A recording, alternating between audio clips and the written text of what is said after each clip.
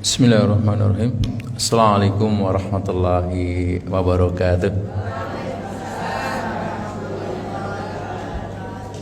Innal hamdalillah nahmaduhu wa nasta'inuhu wa nastaghfiruh wa na'udzu billahi min sururi anfusina wa min sayyiati a'malina may yahdihillahu fala mudhillalah wa may yudlilhu fala hadiyalah. Asyhadu an la ilaha illallah wahdahu la syarikalah wa asyhadu anna Muhammadan abduhu wa rasuluh. Allahumma shalli wa sallim wa barik ala nabiyyina Muhammadin wa ala alihi wa sahbihi ajmain, amma ba'du. Qala ta'ala ya ayyuhalladzina amanu taqullaha haqqa tuqatih wa la tamutunna illa wa antum muslimun. Kepada para guru, para asatidzah, pengurus Majelis Taklim Al-Ikhlas serta ibu-ibu sekalian yang semoga senantiasa dirahmati Allah Ta'ala, mengawali kajian pada pagi hari ini. Pertama, tentu kita semua merasa wajib untuk senantiasa bersyukur kehadirat Allah Ta'ala, di mana atas segala karunia-Nya pagi hari ini Allah Ta'ala takdirkan kita semua bisa kembali berkumpul di majelis yang mulia ini. Mudah-mudahan saja kumpulnya kita pada pagi hari ini isyarat kita akan berkumpul kembali di surga Allah nanti insyaallah. Sholawat teriring salam, mari sama-sama kita sanjungkan kepada baginda Rasulullah Sallallahu Alaihi Wasallam, para keluarganya, sahabatnya, dan orang-orang yang istiqomah dalam meneruskan perjuangannya. Ibu-ibu yang dirahmati Allah, merupakan satu kehormatan bagi saya diberi ruang untuk pagi hari ini berbagi motivasi dan inspirasi Islami yang tema diminta oleh pengurus kepada saya semangat meningkatkan ketakwaan kepada Allah Subhanahu wa taala. Saya tambahkan untuk meraih sukses tanpa batas. Materi ini sesungguhnya di sini 5 tahun yang lalu pernah disampaikan untuk kuliah subuh, tetapi tidak ada salahnya hari ini kita kembali pelajari bersama. Dan kalau ditanya kenapa kita harus meraih sukses tanpa batas, karena hidup kita terbatas. Kita ingin dan Islam mengajarkan hidup yang terbatas untuk bekal kehidupan yang tanpa batas. Hidup kita sekarang, ibu bisa lihat gambaran hidup kita seperti ini, singkat sekali. Ibu lihat, nah kita lahir dari rahim ibu kita, lalu sejenak kita langsung kembali. Oke, oke. Sayang suaranya tidak terdengar ya. Seharusnya ada suara yang bagus. Oke, coba lihat, makin besar dan akhirnya sangat terbatas. Lihat kemana kembalinya, tidak terasa ya, langsung cium. Itulah tempat kita terakhir. Apa katanya? Life is short. Hidup sangat pendek. Nah, karena hidup sangat pendek, kabar baiknya kita harus pandai mengelola kehidupan yang pendek, yang terbatas untuk bekal yang tanpa batas kehidupan kita. Dan alhamdulillah hari ini kita akan membedah tema itu. Perhatikan dengan baik. Ada 3 yang ibu akan dapatkan. Yang pertama, bagaimana meningkatkan ketakwaan. Oke. Yang kedua, jadi ini ada motivasi nanti bagaimana sih kita takwa kita selalu nambah. Yang kedua, ibu akan belajar sukses dan sekaligus tanpa batas. Ada 3. Jadi meningkatkan ketakwaannya untuk meraih sukses dan tanpa batas. Materi ini ada di buku saya yang pertama, buku Rahasia Sukses Tanpa Batas, dan ditambah buku saya yang kedua, Matematika Waktu, dan buku yang lain. Alhamdulillah dengan izin Allah saya sudah menulis 8 buku. 9 ini ditulis bersama istri saya, buku yang ke-9. Tapi yang sudah ditulis selesai adalah 8 buku. Hari ini kita akan membedah yang 80% di Rahasia Tanpa Batas ini. Yang kedua ada di buku Matematika Waktu. Nah, saya berharap Ibu bisa ngikuti dengan baik. Nanti kalau ingin lebih dalam ya mungkin next time atau bisa membaca bukunya. Saya akan memulai dari sini. Sering kita ngomong sukses, tahu nggak apa itu sukses? Seringkali kita bicara sesuatu yang kita sendiri nggak paham. Bagaimana kita akan mengejar sesuatu yang kita nggak paham? Oke, maka sebelum bicara jauh, pahami dulu arti sukses. Sukses kalau dalam kamus disebut orang sukses di kamus bahasa Indonesia kita, sukses sama dengan berhasil, sama dengan beruntung, atau bisa meraih apa yang diingini. Itu sukses. Ibu hari ini sukses, saya sukses. Kenapa? Berhasil. Saya ingin ke masjid ini berhasil walaupun tadi ada macet. Oke, saya ingin anak kita misalkan kuliah di luar negeri sampai sukses kita. Saya ingin hafal juz 30 sampai sukses.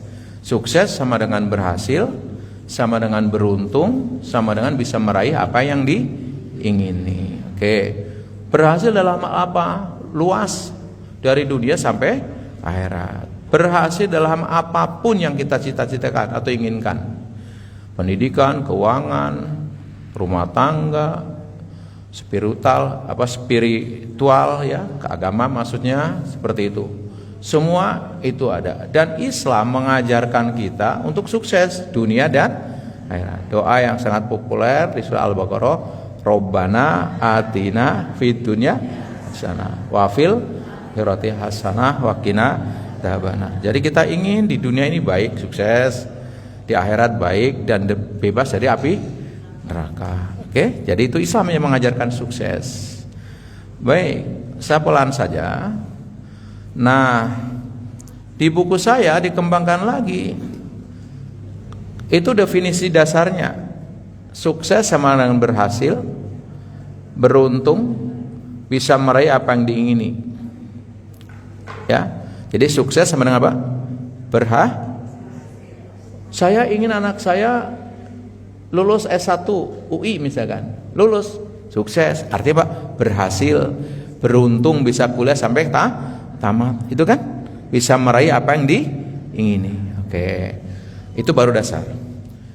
Di buku saya dikembangkan kapan sih orang dikatakan sukses gitu ya.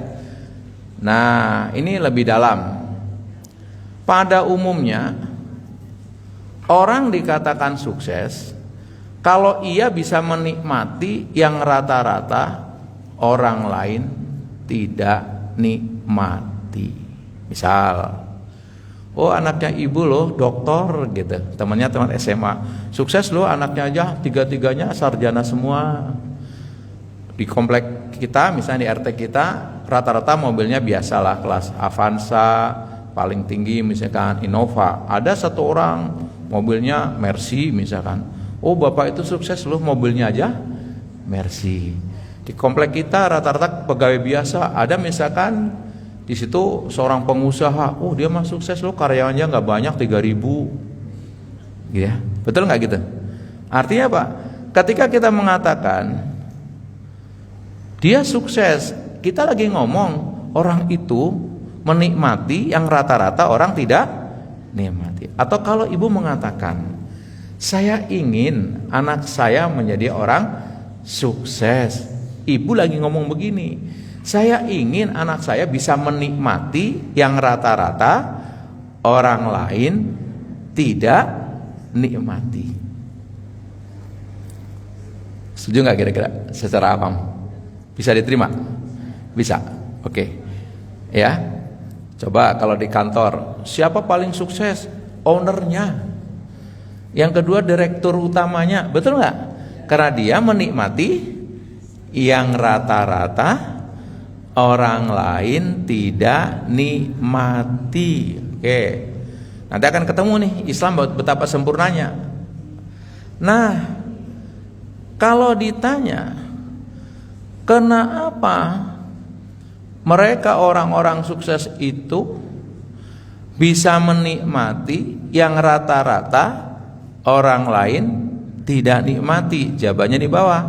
Karena sebelumnya ia telah melakukan yang rata-rata orang lain tidak lakukan.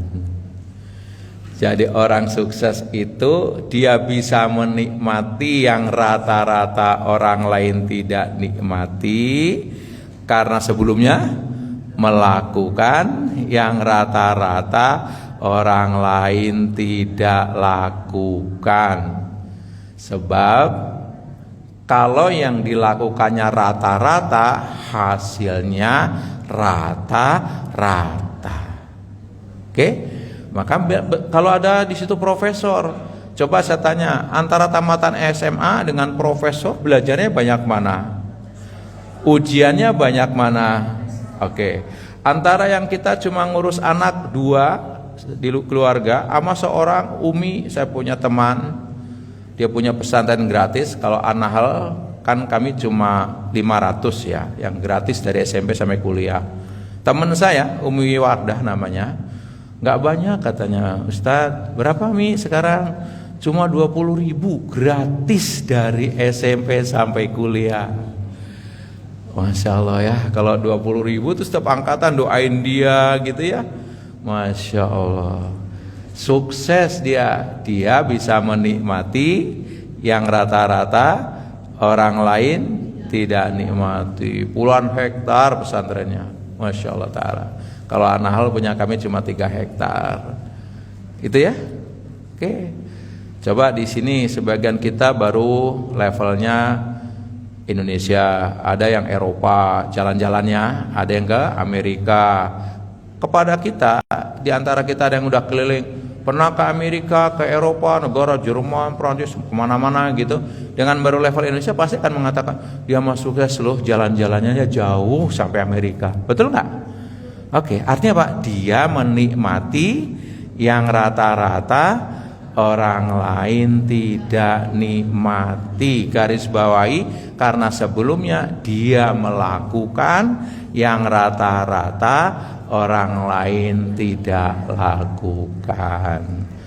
Saya berhusnudon yang hadir di sini semua, insya Allah calon orang sukses dunia dan akhirat. Apa dasarnya?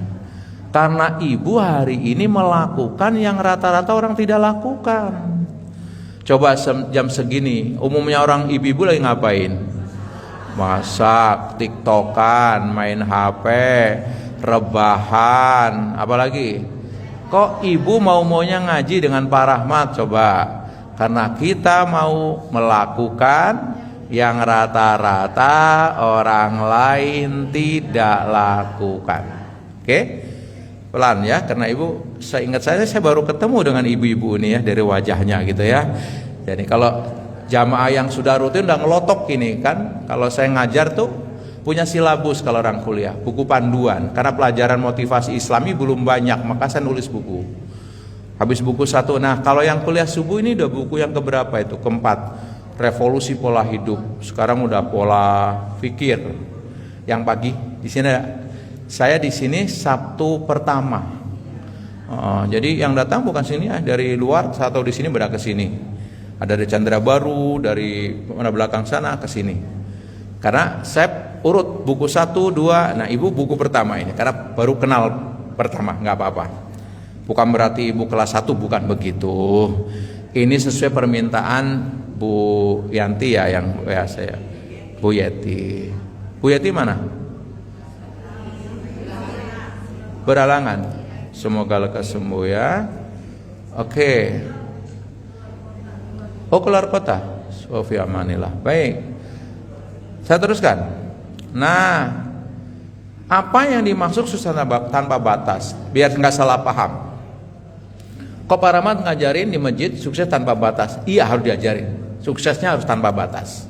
Makna tanpa batas dalam buku ini di halaman 5 yang Ibu akan ketahui. Yang pertama, sukses tanpa batas yang pertama adalah ukuran sukses bukan semata-mata materi. Jadi nggak bisa diukur dia masuk sukses kaya. Ya kaya kalau nggak sholat, hatinya gersang. Tapi ada orang, punten, rumahnya, saya punya teman, Masya Allah, tawadu, rumahnya biasa, ngontrak, tapi ada anak empat-empatnya hafal Quran. Masya Allah, sukses nggak dia? Sukses. Jadi jangan diukur hanya materi. Itu tanpa batas kan? Kalau cuma materi dibatasi dong. Suksesnya harus tanpa batas. Itu yang pertama. Yang kedua, maknanya apa? Sukses dimaksud harus dunia dan akhirat. Sebab kalau cuma dunia terbatas, di akhirat tanpa batas. Jangan dibayangin kalau sukses tanpa batas seperti materi saja. Justru sebaliknya, tidak diikat oleh cuma materi, bisa yang lain. Yang ketiga, apa yang dimaksud tanpa batas? Siapapun di posisi manapun bisa sukses selama tahu dan mau menggunakan kuncinya. Ini kabar baiknya, karena tanpa batas, gak dibatasi pendidikannya apa, kondisinya seperti apa, tidak dibatasi, semua bisa sukses dalam segala aspek selama dia tahu kuncinya dan mau menggunakannya. Tahu kuncinya tapi nggak digunakan, nggak bisa. Tahu kuncinya dan mau menggunakannya. Hari ini Ibu akan dikasih kuncinya. Nah, materi ini, buku ini ditulis setelah saya dulu tahun 2004 diuji oleh Allah Subhanahu wa taala. Di buku ini saya sampaikan ujian sangat luar biasa pada saat tsunami Aceh. Disitulah terjadi tsunami keluarga saya. Saya diuji usianya, kalau dulu mengatakan bangkrut ya, kalau sekarang ada berkah lah. Modalnya habis, mobil semua dijual, rumah pun udah tinggal disita bank, anak-anak dikeluarkan dari sekolahnya. Kala itu saya kemudian bersyukur waktu kecil kakek saya, bapak saya memaksa saya ke pesantren lah ya. Teman-teman yang nggak pesantren sekampung cuma saya. Dari itulah ada kenangan spiritual ketika jatuh seperti itu yang diingat kiai-kiai. Maka saya silaturahim dari kiai satu ke kiai lain. Ada dikasih satu kunci yang sekarang kan bagi ke ibu. Dan apa profesi saya saat itu 2004, karena sudah nggak ada kehidupan, modal udah habis, rumah tinggal disita, ngontrak nggak punya uang, wah luar biasa. Akhirnya saya ngelamar ke sana kemari, padahal usia udah 40 tahun waktu itu, udah pernah jadi direktur sebelumnya, owner bisnis, pokoknya punya karyawan, ya layaknya orang punya usaha lah. Tapi hari itu ngelamar nggak mudah. Ngelamarnya jadi marketing manager, tapi lowongan yang ada connect truk saya ambil. Dan 2004 Rahmat sebagai connect truk, ngangkutin barang masukin ke truk, kanvas, nanti sampai di pasar turunin lagi sampai 5 pasar, 3 pasar sehari. Yang seumur-umur gak pernah manggul-manggul yang 25 kilo, mau tinggal nyuruh. Hari itu dikerjakan dan ibu tahu upahnya sebagai connect truk pasti lebih kecil dari supirnya. Supirnya nggak seberapa, apalagi connectnya. Tapi saya bersyukur dari situ dikasih kunci yang nanti kita akan bicarakan. Kunci itu dari kiai saya praktekkan. Berarti sekarang 2025, kurang lebih lah ya 21 tahun yang lalu. Hari ini Allah sudah titipkan, saya ada pesantren, ada sekolah dari SMP sampai SMA, kuliahnya di luar, tapi biaya kami anak-anak dari seluruh Indonesia, bahkan dari luar negeri yang pesantren ini kami semuanya gratis dengan izin sampai detik ini. Saya sendiri sudah keliling ke beberapa negara, dari mulai Belanda, Jerman, Prancis, Turki, Mesir, Singapura, sudah untuk menyampaikan materi ini. Jadi buku ini juga udah dibedah di mana-mana. Dan sampai hari ini saya masih ngajar ibu-ibu lewat Zoom di Frankfurt, Jerman, Berlin, kemudian satu lagi Frankfurt, satu lagi ya, Berlin, Frankfurt, Brussels di Belgia. Jadi ngajar ibu-ibu persis, bedanya di sana istilahnya hibrid. Hibrid itu ya di sana ada, saya dari Bekasi kemarin beberapa bulan yang lalu hampir batal ngaji, yang datang sedikit. Ustadz, kenapa? Itu lihat hujan salju besar sekali. Keren kan dari Bekasi ngeliat hujan salju. Nah, ingin saya sampaikan apa yang dilakukan dan kenapa saya menulis buku, karena saya merasa, oh ini manfaat sekali gitu. Maka saya sebut sukses tanpa batas. Jadi kalau secara teori manajemen saya udah nggak bisa bangkit karena udah habis semua, utangnya banyak. Ibu tahu kerjaan kami, istri saya sampai luar biasa kasihan, tiap hari ditagih utang. Karena saya nggak ada di rumah, nagihnya ke istri saya. Jadi urusan kantor dibawa ke rumah. Sehari bisa 7 orang lagi. Istri saya berapa kali mau dilempar gelas, mau dibunuh, ditendang pintunya, pintu rumah sampai hampir rubuh. Seperti itu kondisinya 2004. Nah, sekarang saya mau bagikan kepada ibu. Ini sukses tanpa batas. Jadi sukses sudah tahu tadi, sukses sama berhasil, bisa meraih apa yang diingini, beruntung gitu kan. Dan kapan orang dikatakan sukses? Kalau dia bisa menikmati yang rata-rata orang tidak nikmati. Karena sebelumnya apa? Melakukan yang rata-rata orang tidak lakukan. Dan tanpa batas maksudnya apa? Pertama, tidak dibatasi oleh materi sukses itu. Yang kedua, harus dunia sampai akhirat. Yang ketiga, siapapun bisa sukses. Ada syaratnya. Syaratnya apa? Tahu kuncinya dan mau menggunakannya. Jadi nggak usah, saya udah sepuh, nggak ada. Tanpa batas, mau usia berapa aja. Saya miskin sekali, lagi terlihat, nggak masalah. Saya sakitnya parah sekali, nggak ada batas. Tidak ada batas, asal tahu kuncinya dan mau menggunakannya. Oke, saya ngambil contoh di buku ini sedikit. Di halaman 20, saya ngambil contoh Mbak Raini. Mbak Raini itu bapaknya tukang becak, asli tukang becak. Dia kuliah di Universitas Negeri UNES Semarang, IKIP zaman dulu. Beasiswa kerjanya si Raini ini ngajar ngaji. Kebetulan bapaknya Raini kerja sekarang setelah sudah sepuh, nggak bisa becak lagi, jadi tukang penjaga sekolah SMK di Klaten. Kemarin kami teleponan dengan salah satu guru di situ, saya mau ketemu, tapi Raini ternyata masih di London. Jadi waktu wisuda diantar sama bapaknya dengan becak. Oke, karena hebat dikirim ke luar negeri, ke London S2. Sambil kuliah S2 nabung bisa mengumrohkan bapak dan ibunya.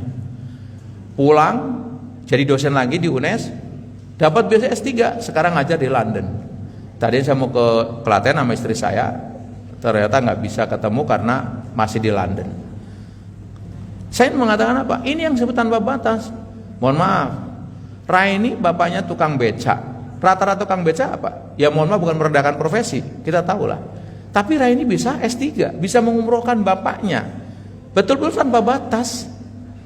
Kenapa demikian? Raini melakukan yang rata-rata orang tidak lakukan. Itu pasti. Kalau yang dari Padang, mungkin kenal Pak Irwanto, mantan gubernur Sulawesi. Dia pernah jadi gubernur, anggota DPR. Punya anak nggak banyak katanya, 10 anaknya. Tapi 10-10-nya hafal Quran. Kuliah di Jerman, di ITB. Dulu saya ngira istrinya Pak Umi, panggilannya Pak Irwan, orang biasa. Sekarang punya minimarket di mana-mana. Punya pesantren, punya perguruan tinggi. Keren ya. Kita punya anak 2 aja, boro-boro hafal Quran. Ya, dia melakukan. Dan kabarnya sudah jadi gubernur nggak pakai pembantu, dia masih nyuci baju, nyuci piring. Coba, keren banget lah. Di buku saya yang ke-7 ada lengkap ceritanya itu tentang Ramadan, itu temanya mirip seperti ini. Ada juga Roja Bisma Rahmatullah, umurnya waktu itu masih 10 tahun di Kudus. Umur 10 tahun udah hafal 30 juz Al-Quran, hafal kitab Alfiyah 1002 bait. Jadi orang kalau di pesantren saya SMA ini Alfiyah, orang yang hafalnya baca kitab segundul-gundulnya dibaca dengan baik. Ibu kalau ke Arab kan tulisan Arab gundul kan, atau kitab-kitab yang di sini fikihnya pakai kitab apa? Fikih Bulughul Maram apa fikih Islam? Fikih Islam. Kalau Bulughul Maram yang Arab nggak ada terjemahan, nggak ada. Gundul itu bisa dibaca dengan baik. Umur baru 10 tahun. Dia juga hafal kitab Bulughul Maram 1371 hadis. Umur 10 tahun. Bukan baca, hafal. Dia juga hafal kitab Duratun Nasihin, hafal. Ketika para ulama datang, wah ini seorang ulama besar, dikasih hadiah gitu kan. Kemudian dikatakan, wah kamu hebat, Bisma masih kecil nggak? Dia bilang apa? Yang hebat umiku. Kenapa? Dia kalau jam 3 membangunkan Bisma untuk sholat malam bersama dan setoran Quran. Ibu jam 3 lagi ngapain? Ibu-ibu kebanyakan jam 3 lagi ngapain? Lagi ngapain?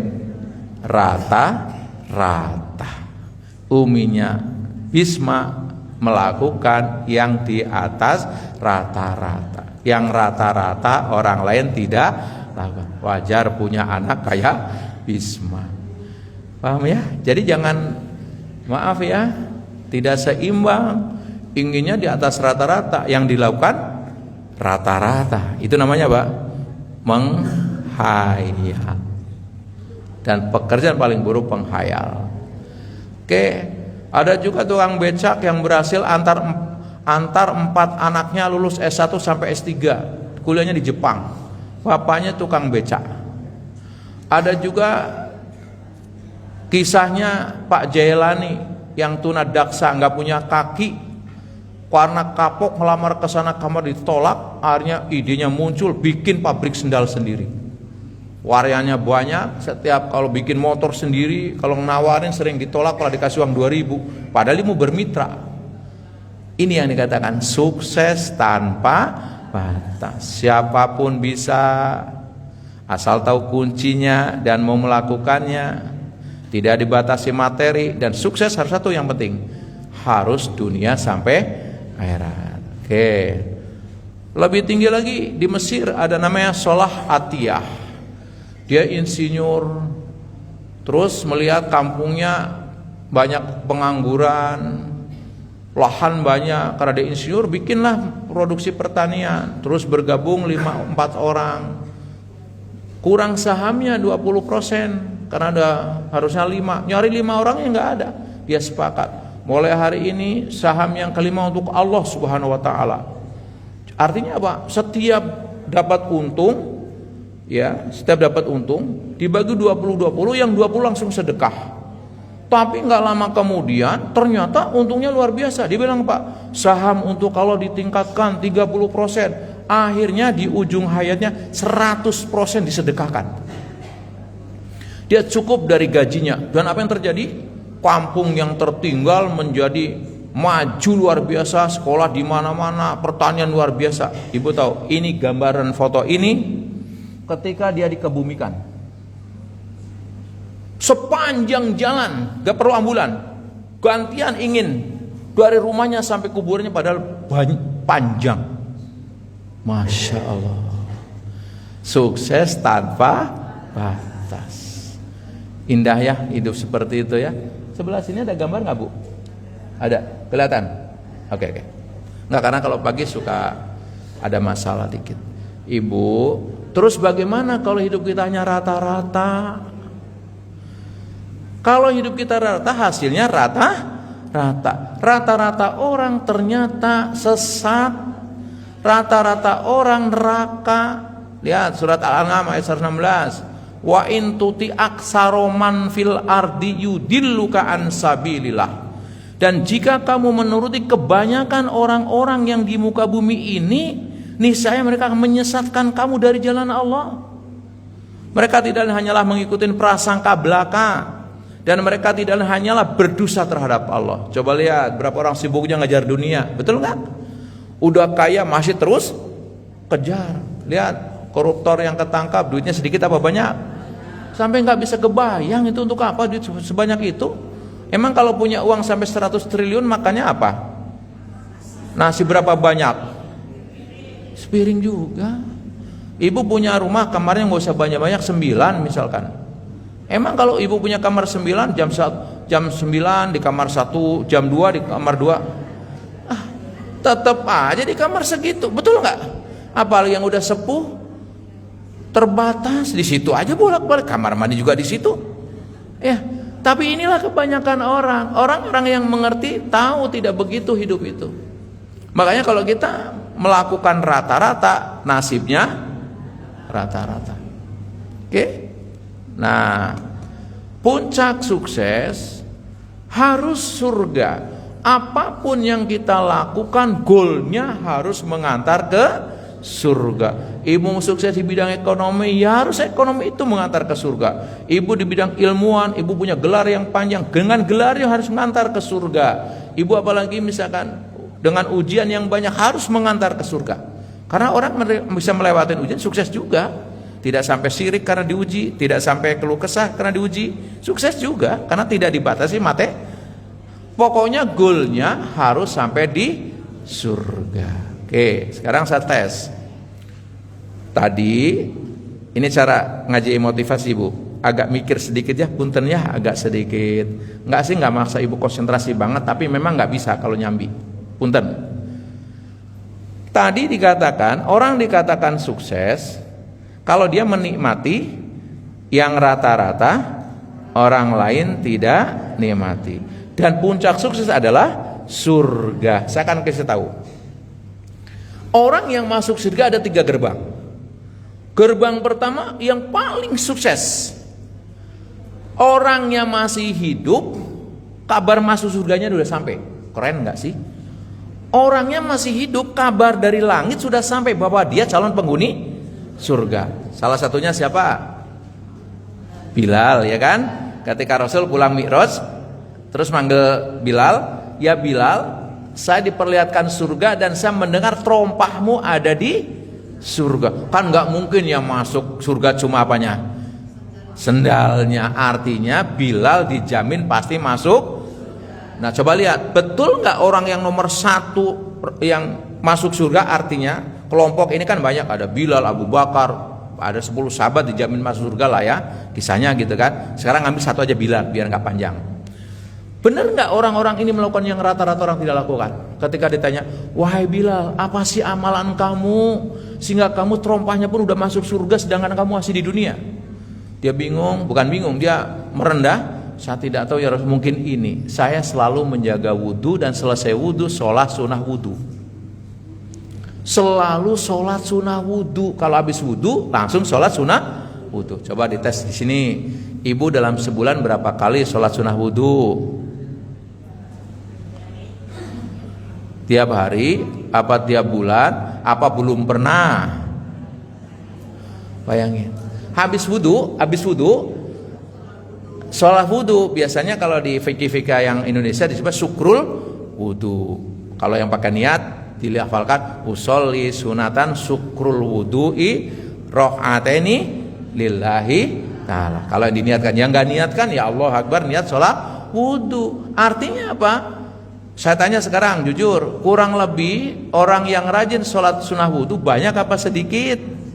Sedikit. Itu yang melakukan yang rata-rata orang lain tidak lakukan. Jadi Bilal ini berarti apa? Menikmati yang rata-rata orang lain tidak nikmati. Karena apa? Sebelumnya melakukan yang rata-rata orang lain tidak lakukan. Contoh lagi, ini sahabat lagi ngumpul, Rasul menyampaikan, sebentar lagi calon penghuni surga datang. Coba bayangin aja, datang orang itu. Besok lagi begitu lagi, sebentar lagi ada calon penghuni surga datang. Sampai 3 kali. Akhirnya salah satu sahabat penasaran, apa sih amalannya orang itu? Kayaknya biasa-biasa aja. Kok kata Rasul calon penghuni surga? Sahabat yang lain datang ke rumahnya, Mas, saya lagi ada masalah dengan bapak saya, boleh nggak nginep di sini 3 hari? Padahal bohong, nggak ada begitu dia. Terus nginep, diamati mau tidurnya, ngobrol sama istrinya, terus tidur, kemudian bangun pada umumnya sahabat menjelang subuh, sholat sebentar. 3 hari, udah 3 hari dia pamit, Mas saya mau pamit deh. Sebetulnya saya nggak ada masalah dengan bapak saya. Lantas kamu ngapain kesini? Saya penasaran, kata Rasul kamu calon penghuni surga. Saya lihat amalanmu biasa-biasa saja. Apa sih sebenarnya? Terus dia menyampaikan, ya amalan biasa mungkin ini. Sebelum saya memejamkan mata, saya selalu memaafkan siapapun yang menyakiti saya. Nggak ada dendam. Dan saya mohon kepada Allah, siapa yang tersakiti mudah-mudahan memaafkan. Jadi nggak ada dendam, nggak ada dengki. Siapapun dimaafkan malam itu. Bukan kayak kita dicatat, ini dia, awas ya. Bukan gitu. Artinya Pak, sahabat ini melakukan yang rata-rata orang lain tidak lakukan, sehingga dia pantas menikmati yang rata-rata orang lain tidak nikmati. Oke? Baik. Nah, mana dasarnya bahwa puncak sukses adalah masuk surga? Al-Imran surat ketiga ayat 185, kullu nafsin dha'iqatul maut wa innama tuwaffawna ujurakum yaumal qiyamah faman zuhziha 'anil nari wa udkhilal jannah faqad faz. Oke. Tiap-tiap yang berjiwa akan merasakan mati. Dan sesungguhnya pada hari kiamat sajalah disempurnakan pahalamu. Lihat yang kuning. Barang siapa dijauhkan dari neraka dan dimasukkan ke dalam surga, maka sungguh ia telah beruntung. Tadi beruntung sama dengan apa? Sukses. Sama dengan apa? Berhasil. Sama dengan apa? Bisa meraih apa yang diingini. Ketangkep ya? Jadi yang teori depan, aplikasinya di sini. Ketangkep? Jadi sukses kita di dunia harus mengantar sukses kita ke surga. Biar nggak salah. Oke. Nah, terus Ibu, sebagian kita mungkin ingin lebih detail. Ilustrinya kayak apa Pak Rahmat?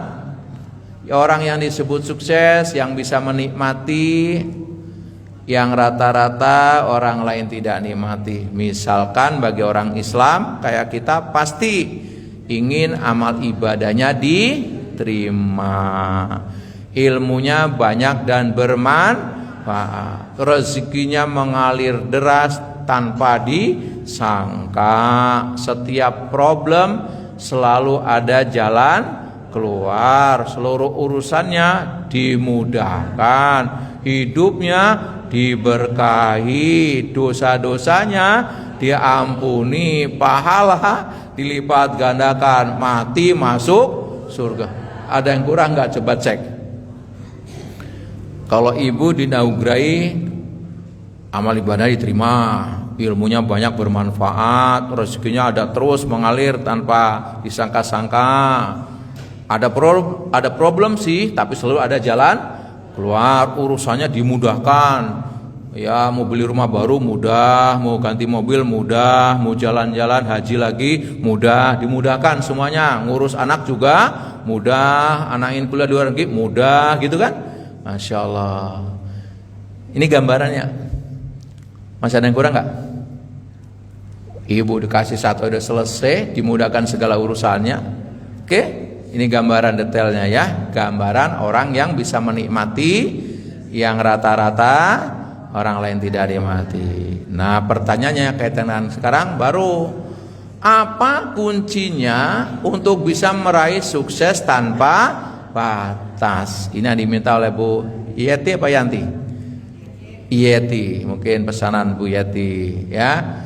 Apa sekarang kuncinya? Kuncinya ternyata takwa kepada Allah Subhanahu wa ta'ala. Oh, jadi kalau gitu materi pagi ini luar biasa. Ya, luar biasa. Ibu belajar sesuatu yang gak pernah terbayang. Apa dasarnya? Kalau takwa adalah kunci untuk bisa meraih sukses tanpa batas. Al-Imran ayat terakhir.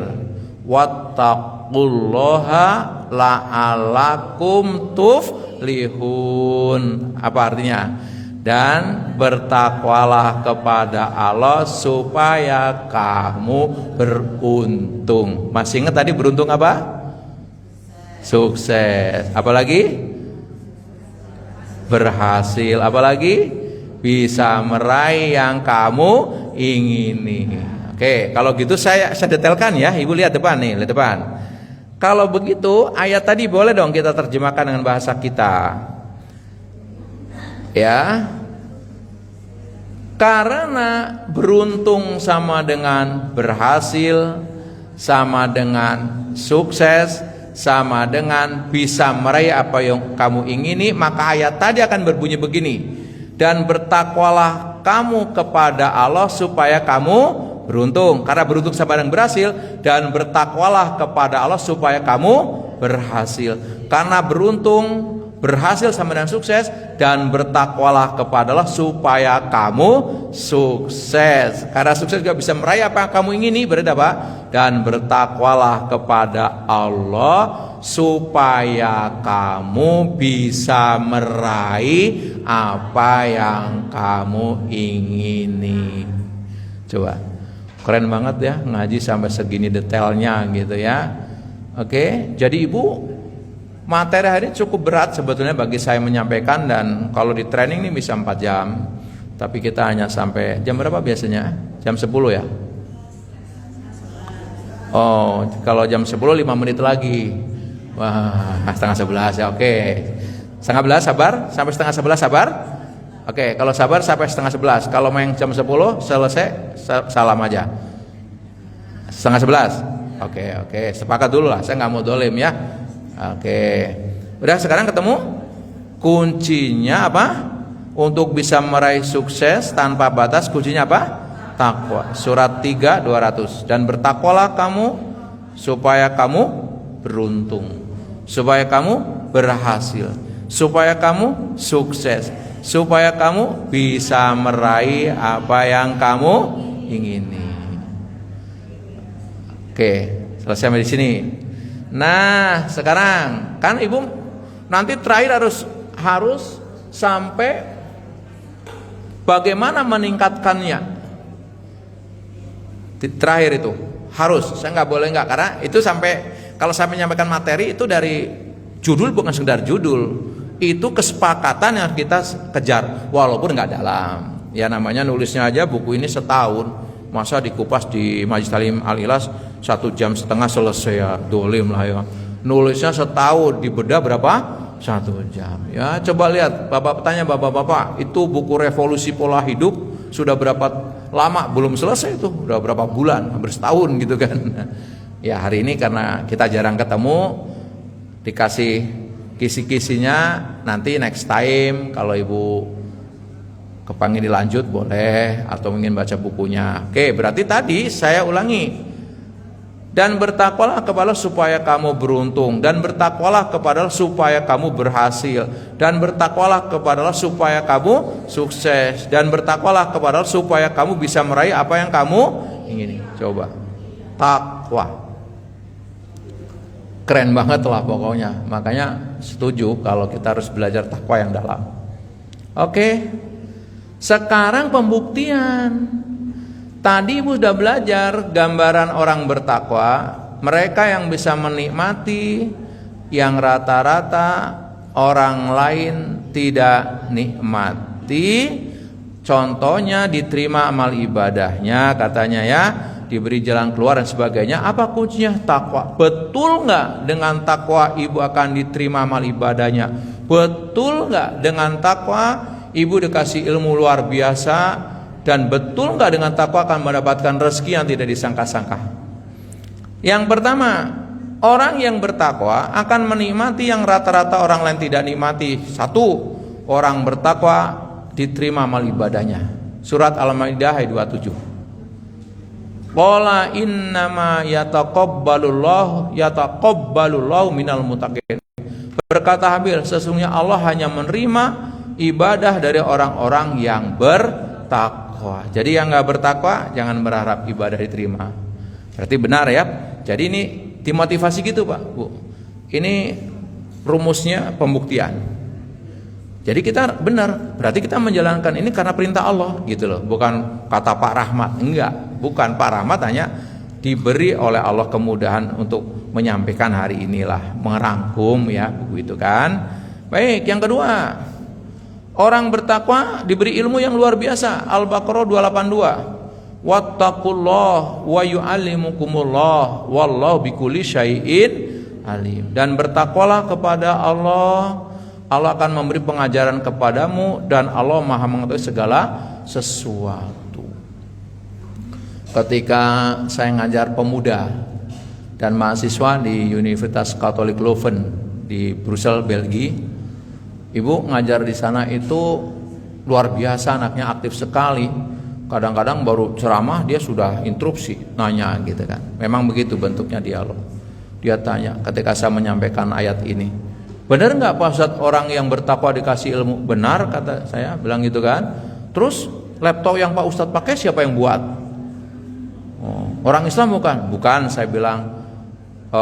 Pengeras yang Pak Ustadz pakai, HP yang Pak Ustadz pakai. Wah, keren banget ya pertanyaannya, bayangin aja gitu kan. Oke, itu orang di sana begitu memang. Ya saya terima saja kenyataannya begitu. Terus saya balik tanya, Mas, kuliah di mana? Oh, saya di sini jurusan apa? Matematika S2. Bagus kalau matematika. Saya juga dulu saya senang matematika. Saya cerita tentang matematika. Boleh tahu komputer ini hebat karena software apa hardware-nya? Ya software-nya, programnya. Kalau cuma hardware kan cuma besi aja gitu kan? Karena ada software, ada program yang muncul gitu kan? Oke, saya tanya, program tiba-tiba ada apa dibuat? Saya tanya gitu. Dibuatlah Pak Ustadz. Oke, sepakat. Kalau dibuat, saya dulu bisnisnya komputer. Kuliah saya yang pertama di komputer. Saya belajar program, saya bilang. Ketahui, program komputer nggak tiba-tiba dibuat.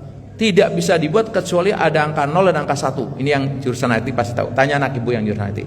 Program komputer nggak bisa dibuat kecuali ada angka 0, angka 1. Coba angka biner nama itu.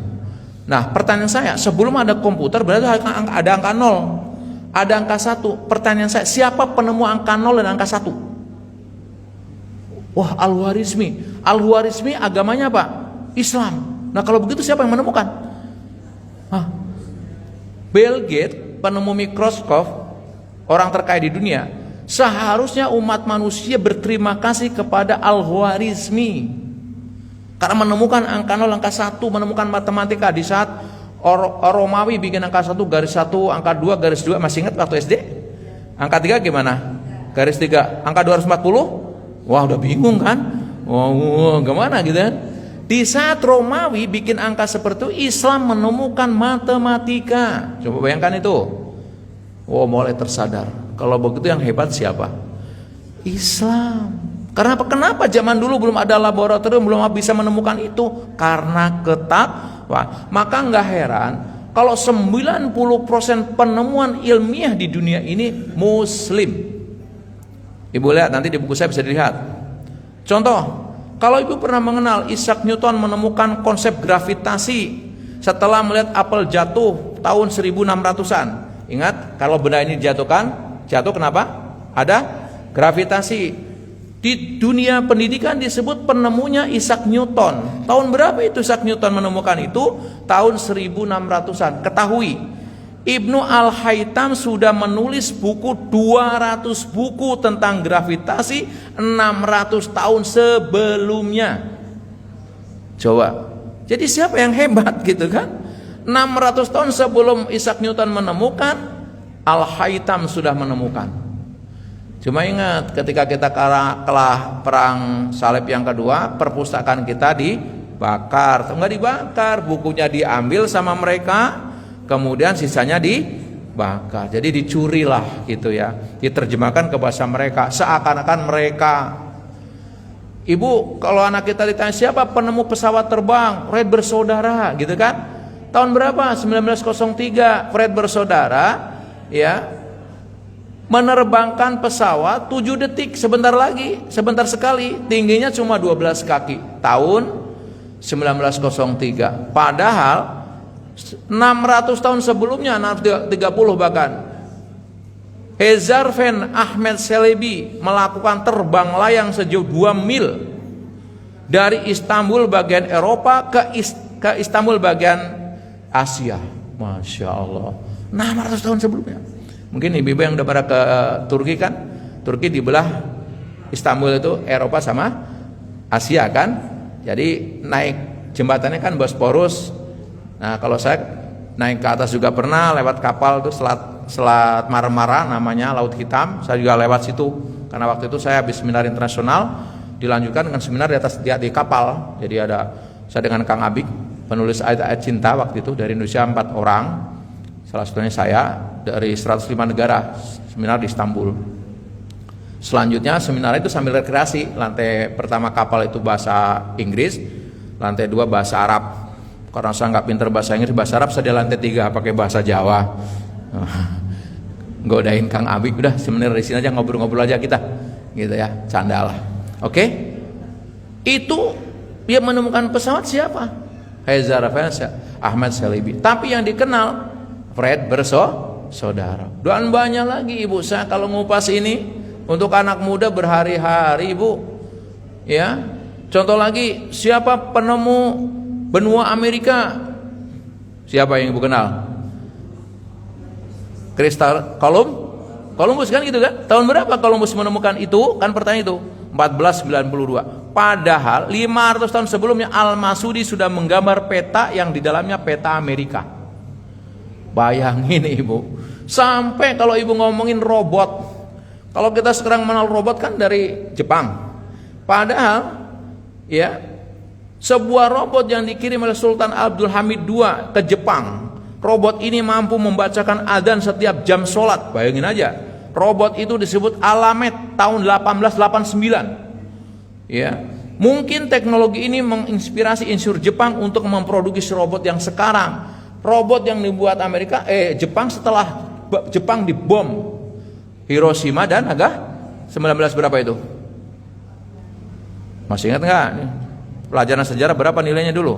Oh, Masya Allah ya, 1945 ya, sebelum Indonesia merdeka, dibom sana, Indonesia merdeka gitu kan. Ini berapa tahun? 1889. Bayangin aja, kita aja baru dengar HP bunyi alarm kan, sekian ratus tahun sebelumnya. Gimana hebatnya gitu. Dan saya nggak bisa menyampaikan. Nanti ibu bisa baca di buku saya, ada penemu misalkan Ibnu Al-Haytham, ada Abdul Al-Qasim, ahli kedokteran, Al-Kindi, ilmuwan multidisiplin, dan banyak sekali itu. Kenapa mereka begitu hebat padahal satu belum banyak laboratorium? Satu, karena ketakwaan kepada Allah Subhanahu wa taala. Ini yang umum. Kenapa saya ambil yang umum? Agar orang nggak nyinyir. Padahal kalau kita ngambil, bagaimana Imam Bukhari bisa mengumpulkan hadis segitu banyak? Imam Muslim, ulama terdahulu Imam Syafi'i masih kecil udah hafal Quran, umur 15 tahun udah ketua MUI kalau di Indonesia. Bagaimana mungkin anak-anak sekecil itu? Oh, itu kan dulu. Yang sekarang Bisma umur 10 tahun sudah hafal 30 juz, hafal kitab ini, hafal kitab itu.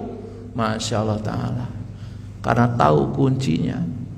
Maka ketika kami mulai keluar masuk pedalaman, ngambil anak-anak, dibawa ke pesantren kami, terus orang bertanya, Pak Ustadz, itu nggak ada seleksi? Ah, nggak usah lah, saya bilang. Saya berpikir gini, kalau saya seleksi, anak sudah juara, udah ranking, masuk di pesantren saya ranking, mah biasa karena memang udah ranking. Bagaimana anak Papua bahasa Indonesia belum lurus, pakai sendal jepit, punten, dari NTT, dari Mamuju, dari Timur Timur. Tapi saya tahu rahasianya.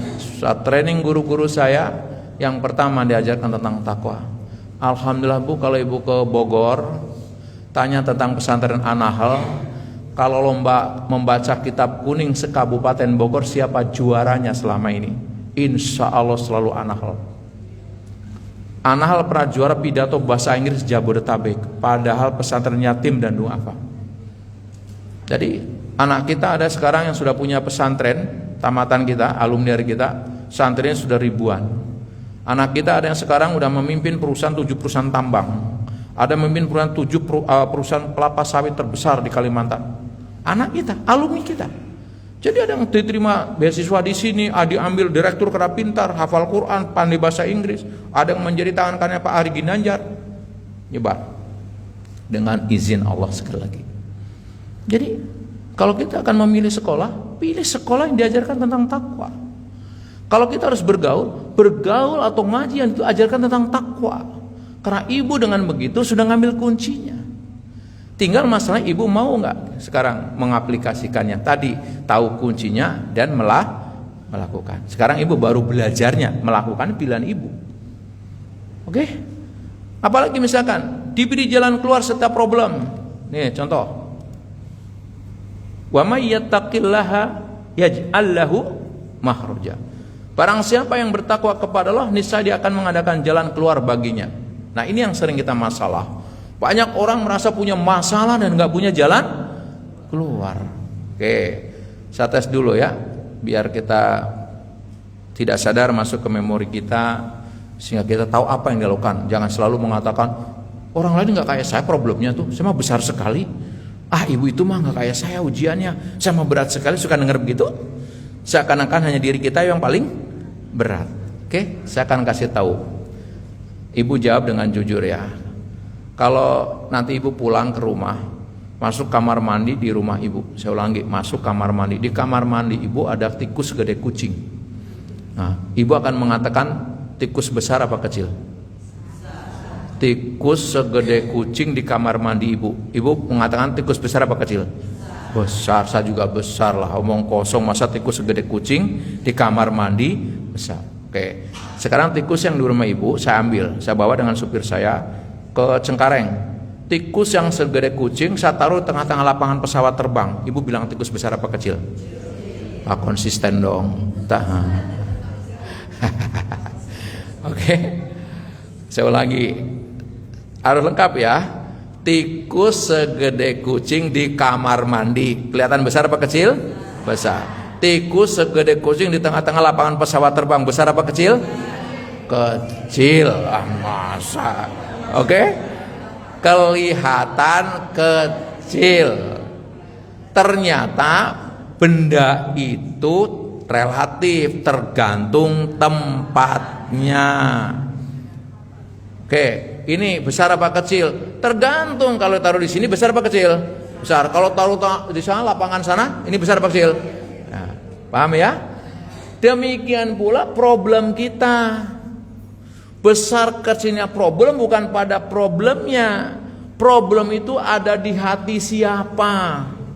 Kalau hatinya orang bertakwa yang lapang, problem besar kelihatan kecil. Kalau problem itu di hati orang yang gak bertakwa, yang imannya kurang, problem kecil kelihatan. Bu, kenapa gak ngaji? Gerimis. Gerimis problem. Bu, kenapa gak ngaji? Pilek. Ciri-ciri itu problem besar apa kecil itu? Ya relatif. Kalau hatinya sempit, jadi problem besar. Karena itu ibu jangan minta problemnya, lapangkan dadanya.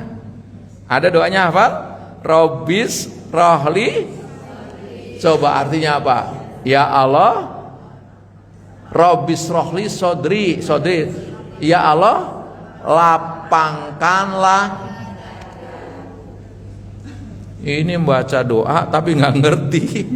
Robis rohlinya dibaca tapi tetap sempit. Saya pernah ke Papua. Di Papua itu dari pulau ke pulau, nyebrang lautan pakai perahu kecil, masya Allah taala. Satu hari saya masuk di sebuah pulau, ketemu ibu-ibu nyebrang, menurut saya udah jauh banget. Besok lagi saya harus cari penginapan, nyebrang jam 11 malam ke yang ada penginapan. Jam pagi 9 udah ada pertemuan kayak gini. Ketemu ibu-ibu yang di seberang. Bukannya ibu yang sebelah sana, bapak yang di sana? Iya. Kok bisa ke sini? Habis subuh saya naik perahu untuk ngaji di sini. Ibu naik apa ke sini? Ya, oke. Terus saya Jumatan, ketemu orang kok jam 11 sudah ada. Waktu itu zuhurnya setengah 12. Pak, jam berapa di rumah? Jam 7 pagi. Hah? Pagi bener Pak? Enggak, iya. Kenapa? Rumah saya jauh, nyebrang lautan di sana, nggak ada masjid kecuali di sini. Setiap Jumat jam 7 harus berangkat Jumatan naik perahu. Oke? Mereka problem besar kelihatan kecil. Kita problem kecil kelihatan besar. Bu, kenapa nggak Bu? Lagi kumat pileknya. Sudah nggak ngaji. Oke? Sekarang saya tanya, ini contoh kasus ya. Kalau ibu punya tetangga, punten hanya contoh. Kelihatan lagi hamil, begitu besok lagi dengar di lahiran. Ibu nengok dong ada tetangga lahiran. Begitu dilihat, mohon maaf, bayinya tangannya nggak bisa digerakkan, lumpuh, kakinya lumpuh. Tiap malam dibantu alat pernapasan, sesak napas tiap malam. Ibu akan mengatakan problem besar apa kecil? Besar apa kecil? Besar, sangat. Coba lihat orang yang takwanya luar biasa. Sehamar Bugis, lahir dalam keadaan cacat, tidak ada anggota tubuh yang bisa digerakkan kecuali mulut dan matanya. Geletak kayak di gambar itu. Ini waktu di Istiqlal. Setiap malam harus menggunakan alat bantu pernapasan. Namun beliau memiliki prestasi luar biasa, yakni berhasil menghafal Quran di usia 13 tahun. Dan dia sekolah SD, SMP, SMA, S1, S2 sampai S3. Sekarang dia profesor, mengajar di berbagai perguruan termasuk di Amerika, Dubai, Arab Saudi. Terakhir saya dapat kabar dia menjadi wartawan olahraga di Jeddah dalam keadaan seperti ini. Oke, coba gerakan tangan ibu begini, aman enggak? Aman. Kaki digoyang-goyang, aman. Nafas, alhamdulillah. Berapa hafal juz Quran? Berapa juz hafal Quran? Oh, alasannya, oh saya kan sibuk, saya kan ibu rumah tangga. Oke, kenapa? Sebagian kita problem kecil kelihatan besar. Oke, ketika Sehamar Bugis ditanya, disampaikan oleh ibunya, Amar, yang lumpuh tangan dan kakimu, otak dan hatimu tidak lumpuh. Masya Allah, ibu. Makanya kita perlu belajar motivasi untuk kita tetap bergerak, tidak disia-siakan nikmat Allah kepada kita. Oke, ini contoh. Oke, banyak kisah-kisah yang ada film tapi waktunya sudah habis. Kalau dimotivasi memang banyak film, kayak yang di subuh pagi, subuh. Ya, ini ada kisah film tapi saya nggak sampaikan, nanti lain kali aja karena masih banyak. Apalagi orang bertakwa dikasih rezeki yang tidak disangka-sangka. Ini ayatnya, dan memberi rezeki dari yang tidak sangka-sangka. At-Tolaq ayat 3. Orang bertakwa dimudahkan segala urusannya, diberkahkan hidupnya. Ini At-Tolaq ayat 4. Ini Al-A'raf 96. Dihapus 2 lipat gandakan pahala. At-Tolaq ayat 5. Mati masuk surga, dan masih banyak. Dicintai Allah, dibersamai Allah. Oh, keren banget. Di buku ini paling tidak ada 28 balasan orang bertakwa. Ibu nggak usah 28, ini aja udah lebih dari cukup. Tapi yang menjadi masalah, kita kenapa belum tertarik gitu? Masih sibuk mikirin yang lain, mempelajari yang lain selain takwa itu. Kursus ini, nggak salah itu. Tapi kalau orang cerdas tahu mana yang paling utama. Ibu udah hebat sekali, hari ngumpul bicara tentang takwa. Ya, oke, ini baru balasannya. Lalu apa yang dilakukan? Tadi kan orang bertakwa menikmati yang rata-rata orang tidak nikmati. Teorinya dia harus mau melakukan yang rata-rata orang tidak lakukan. Apa yang dilakukan? Kita lihat di sini. Ciri orang bertakwa melakukan yang rata-rata orang lain tidak lakukan. Pertama, Quran sebagai petunjuknya, ya, beriman kepada yang gaib, menegakkan sholat. Ini contoh yang 3 satu ayat, saya bacain biar ibu paham.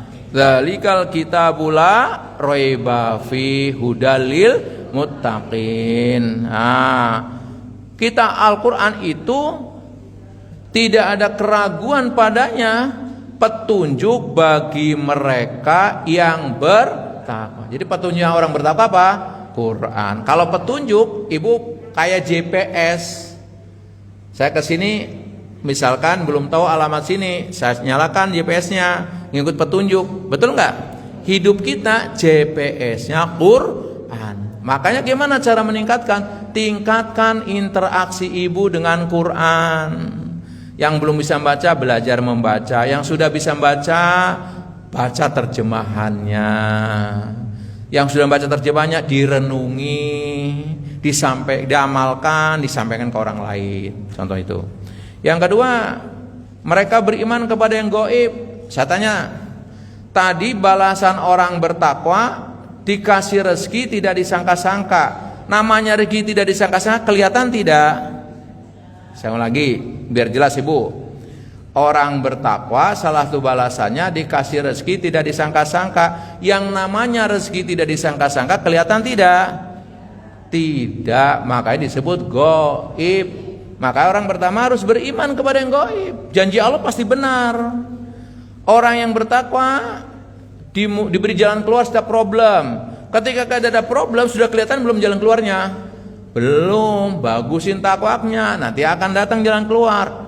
Sebelum sampai ke kita jalan keluar masih gaib. Imani dulu. Ini menariknya.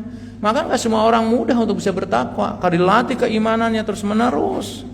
Oke? Orang bertakwa adalah orang yang mendirikan sholat. Tingkatkan sholat ibu. Kalau kemarin berapa rakaat, sekarang menjadi berapa rakaat. Tingkatkan semuanya.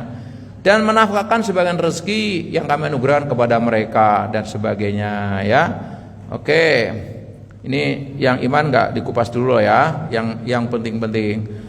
Nah, buktinya mana orang bertakwa melakukan yang rata-rata dilakukan? Nih, surat ketiga ayat 13 sampai 34. Wasari'u ila magfiratin mir rabbikum wa jannatin arduhas samawati wal ardu uiddatil muttaqin. Dan bersegeralah kamu kepada ampunan Tuhanmu dan kepada surga yang luasnya seluas langit dan bumi yang disediakan untuk orang-orang bertakwa. Kalau di pesan ditanya, siapa orang bertakwa? Yaitu orang yang menafkahkan hartanya baik di waktu lapang maupun sempit. Saya tanya, kebanyakan orang sedekah waktu lapang, waktu sempit. Lapang, rata. Orang bertakwa mau melakukan waktu sempit. Makanya Islam nggak mengajarkan tentang hartanya dulu, sikap mentalnya. Sikap mental Islam kaya, karena dia mau sedekah baik waktu lapang maupun sempit. Jadi waktu itu saya pernah suruh sedekah sama Pak Kiai. Waktu itu kan saya dalam keadaan sulit.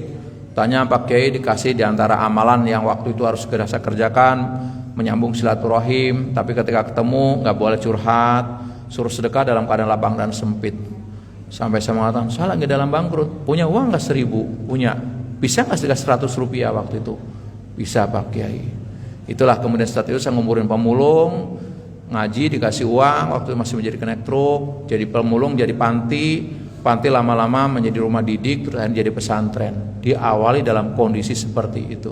Jadi bagi saya waktu itu karena saya orang awam, saya yakin Kiai saya menyampaikan bukan hawa nafsu karena Quran. Saya hanya melatih diri sami'na wa ata'na. Tidak banyak berlogika kayak teman-teman yang bersama saya ada 3 orang yang kondisinya sama, tapi mereka nggak bangkit karena dengan logika dia. Saya sudahlah lakukan saja dan alhamdulillah. Oke, buktinya apa? Orang yang bertakwa yang bisa menikmati yang rata-rata orang lain tidak nikmati, ternyata mereka benar-benar melakukan yang rata-rata orang lain tidak lakukan. Berikutnya apa? Orang yang bertakwa tadi adalah orang yang bisa menahan marahnya dan memaafkan kesalahan orang lain. Nah, kita tahu itu ciri bertakwa. Berarti apa? Bisa jadi malam itu ibu berdoa, ingin jalan keluar, ingin rezeki karena butuh untuk bangun rumah, untuk sekolah anak-anak. Tapi yang terjadi berangkat ke kantor atau mau pergi, motor ibu disenggol. Ibu seharusnya melihatnya apa? Wah, doa saya dikabul. Dengan motor disenggol padahal nggak salah, ada peluang saya memaafkan. Ada peluang saya menahan marah. Ini nggak tambah marah. Sehingga malaikat yang sudah ngasih jalan keluar ditarik lagi. Kenapa? Ibu belum termasuk golongan bertakwa. Karena itu ngaji itu didetail. Bagaimana latihan menahan marah? 1 pertemuan, 2 pertemuan. Bagaimana memaafkan? 1 pertemuan, 2 pertemuan. Sehingga efektif. Ibu ngaji kan apa goalnya coba? Tujuan pendidikan bukan pengetahuan. Kalau soal pengetahuan ibu ngomong takut udah tahu semua. Fikih, Sulaiman Rasyid itu kalau saya lihat bukunya ibu. Fikih Islam itu kan. Saya Sanawiyah udah belajar buku itu. Sudah ngelotok saya dari Sanawiyah, diulangin lagi gitu kan. Tapi tujuan pendidikan adalah tindakan. Tujuan pendidikan apa? Tindakan. Kenapa? Al ilmu bila amal kasyajarati bila samar. Ilmu yang tidak diamalkan seperti pohon tidak berbuah. Itu ya Bu ya. Oke, jadi ini harus menjadi perenungan buat kita para pengurus. Yuk kita mulai belajar yang efektif. Ngaji, pahala udah nggak usah pikirin, Allah yang balas. Ketenangan Allah yang kasih. Tapi bagaimana hidup kita berubah? Karena itu perhatikan, tujuan pendidikan bukan pengetahuan, tapi apa? Tindakan. Karena tindakanlah. Kenapa? Ibu nggak akan pernah menikmati dari apa yang ibu tahu, tapi ibu akan menikmati dari apa yang ibu lakukan. Saya ulangi, kita nggak akan pernah menikmati hanya dari apa yang kita tahu. Tahu nih resep sukses, kuncinya takwa, tahu kan? Tapi kita akan menikmati dari apa yang kita lakukan. Maka lakukan yang penting. Oke, pandai menahan marah, bisa memaafkan, semua itu ciri orang yang melakukan yang rata-rata yang dilakukan. Apalagi segera bertobat. Di dunia suka berbuat baik, sedikit tidur di waktu malam, sepertiga malam istighfar. Di sini katakan, terjemahkan aja. Sesungguhnya orang-orang yang bertakwa itu berada dalam taman-taman surga dan mata air. Mereka mengambil apa yang diberikan Tuhan mereka. Sesungguhnya mereka sebelum itu di dunia adalah orang-orang yang berbuat kebaikan. Di dunia mereka sedikit tidur di waktu malam dan selalu mohon ampun di waktu sahur. Cek kalau ibu belum bangun sebelum sahur, belum masuk kelompok ini. Ibu masih marah-marah, pantas rezeki kita sulit.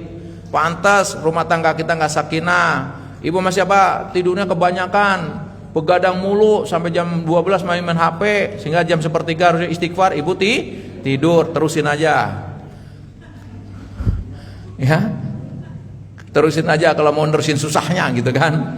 Nah, kita bertobat lah ya. Oke, ini contoh dan masih banyak lagi. Baik, sebagai penutup karena tinggal 5 menit lagi. Bagaimana meningkatkan kualitas takwa ibu? Rumusnya dengan matematika waktu. Yang pertama, begitu ibu dapat tambahan waktu hidup kayak sekarang, dibagi dulu, ditambah, dikurangi, dikali. Apa yang dibagi Pak Rahmat? Yang dibagi skala prioritas ibu mengerjakan amal. Pertama, kerjakan amal yang penting dan mendesak. Setelah penting mendesak, penting tidak mendesak. Mendesak tidak penting, terakhir tidak penting tidak mendesak. Contoh, kalau ibu bangun jam 3:30, sekarang subuhnya kan udah jam 4:30 lebih ya. Katakanlah ibu bangun jam 4 lah. Apa penting mendesak? Bangun ke kamar mandi, wudhu, langsung tahajud istighfar. Bukan bangun baca WA. Tapi penting Pak Ustadz, saya kan bisnis. Penting tapi tidak mendesak. Baca WA bisa habis subuh, kalau bapak ibu nggak istighfar hilang ciri bertakwanya. Gimana mendapatkan pertolongan Allah? Itu namanya penting ibu lagi nyuci, sesibuk apapun azan, penting mendesak, sholat. Bukan habis nyuci masak dulu tanggung, habis masak makan dulu tanggung. Kenapa penting mendesak? Karena bisa jadi lambatnya pertolongan Allah kepada kita, lambatnya rahmat Allah turun kepada kita karena lambatnya kita memenuhi panggilannya. Dalam hidup apa yang penting? Bertobat penting mendesak, kita nggak tahu besok.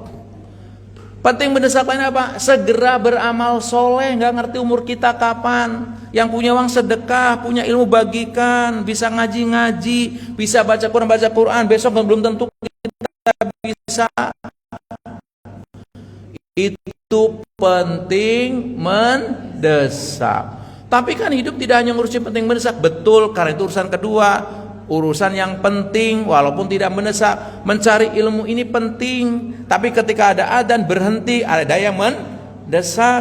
nyambung silaturahmi penting, apalagi menambah ilmu dan sebagainya.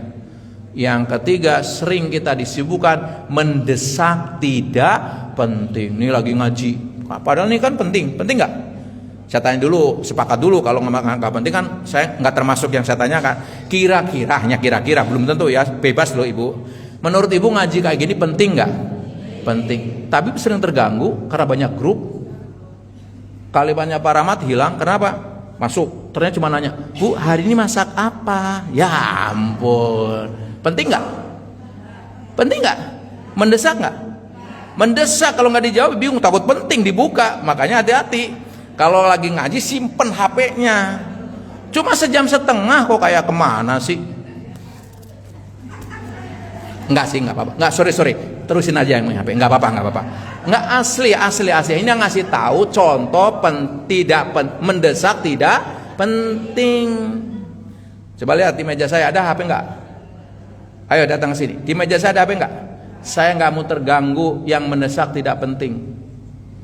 Buka ternyata, Pak Rahmat, nanti malam bagaimana kita ngopi bersama? Saya lagi ngaji. Enggak dijawab teman. Taruh sana aja. Paham maksud saya?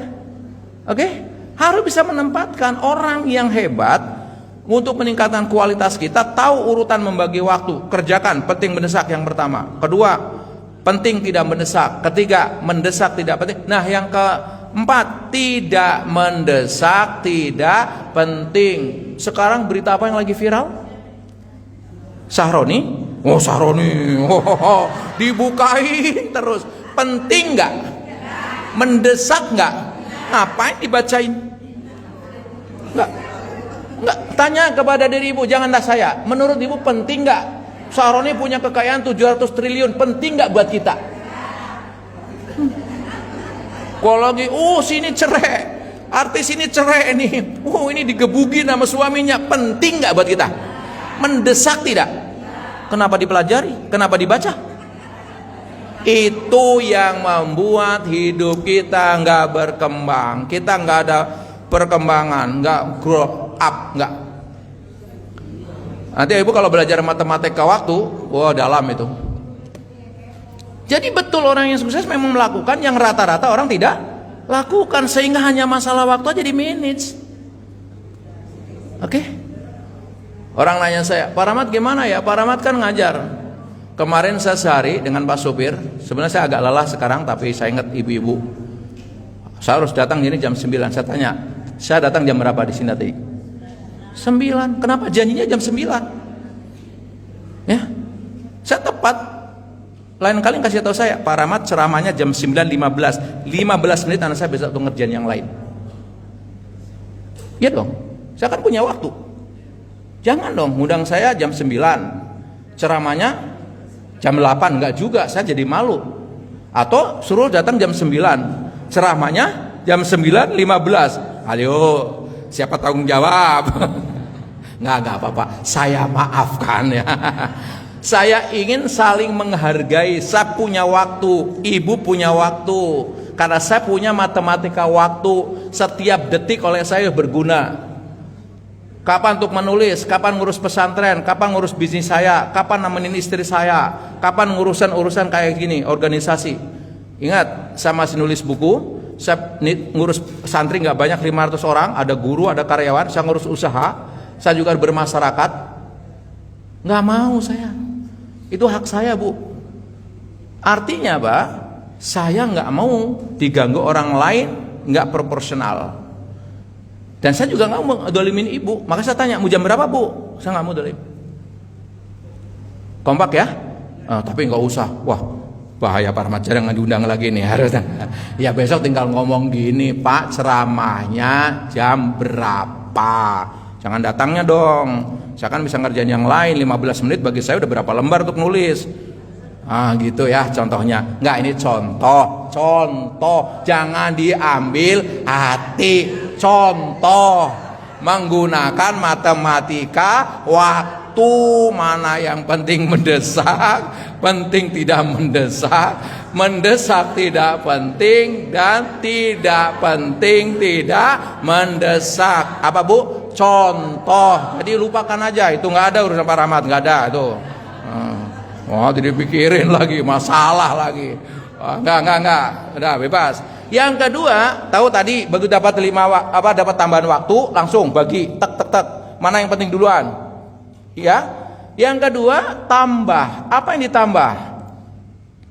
Yang ditambah kegiatan positif. Selain ditambah, ditingkatkan kegiatan yang belum ada, ciptakan kegiatan yang produktif. Contoh, ibu kemarin sholat malamnya baru 5, sekarang berapa?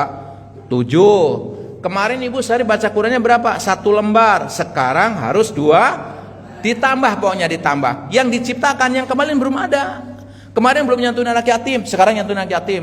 Kemarin ibu belum jadi pengurus, sekarang jadi pengurus. Ditambah dan diciptakan. Oke, apa contohnya?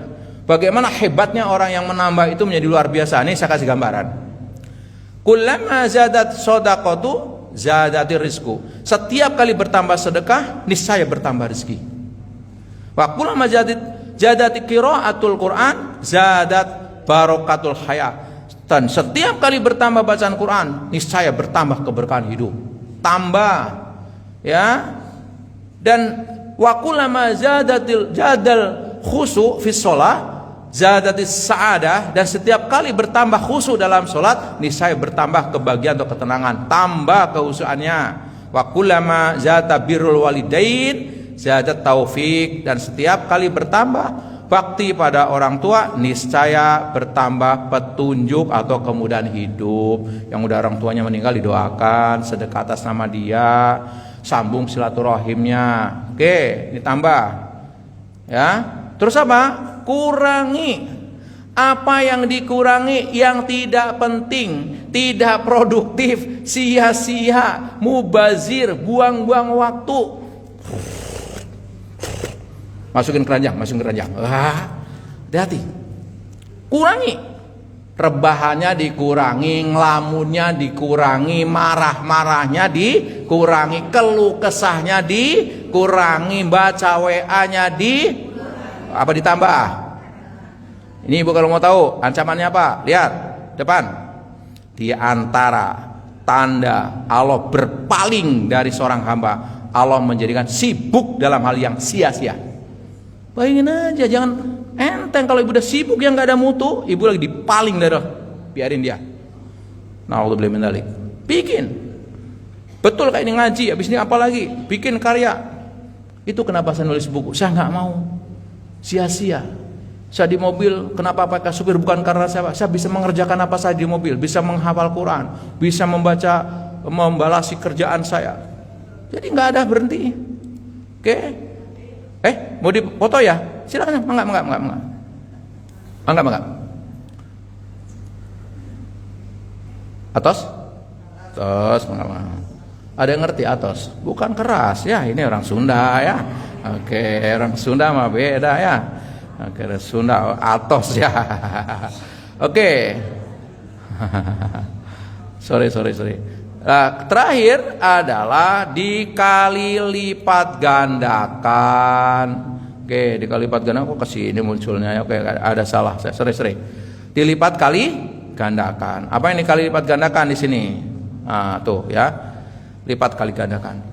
Amal yang biasa menjadi luar biasa. Contoh, ibu sudah bagus ngaji, pahala. Lipat kali gandakan, ajak orang ngaji sebanyak-banyaknya. Sehingga kalau orang dapat hidayah sebab ibu yang ngajak, kalau dia sholat, dia berbaik, pahala ke ibu, sambung silaturahim, berakhlak mulia. Dengan berakhlak mulia, ibu punya pahala seperti sholat malam dan puasa. Apalagi beramal yang pahalanya berlipat ganda, sholat tepat waktu, seperti berjamaah kalau ibu-ibu. Kemudian apalagi kalau laki-laki sholat paling depan, beramal jariah, sabar terhadap ujian dan lain sebagainya. Karena waktunya sudah habis, maka habis pula pertemuan hari ini. Oke. Jadi clear ya? Tadi judulnya meningkatkan ketakwaan dalam rangka meraih sukses tanpa batas. Udah diterangin toh apa itu sukses? Sudah. Tanpa batas sudah. Oke. Kemudian apa lagi tadi? Bagaimana takwa, ciri bertakwa, ya? Kemudian bagaimana meningkatkannya dengan matematika waktu. Jadi secara teori mengajar clear. Sekarang nasibnya terserah Anda. sekedar tahu apa ingin diamalkan. Ya, insya Allah kalau nanti ada ruang dan waktu kita boleh diskusi lebih panjang, dan materi tentu tidak sekali ketemu lah, harus berapa kali didalamin satu persatu sehingga betul-betul ngaji itu ada dampak buat kita. Harapannya begitu. Tapi sekali lagi, hidup adalah pilihan. Pak, saya nggak suka, saya nyantai-nyantai saja. Ya sudah, terusin aja nyantainya, nggak apa-apa ya. Insya Allah gitu kan. Jadi betul-betul. Baik, ada yang mau tanya? Bun, ke depan yang tanya sini. Saya mau kasih buku. Oh.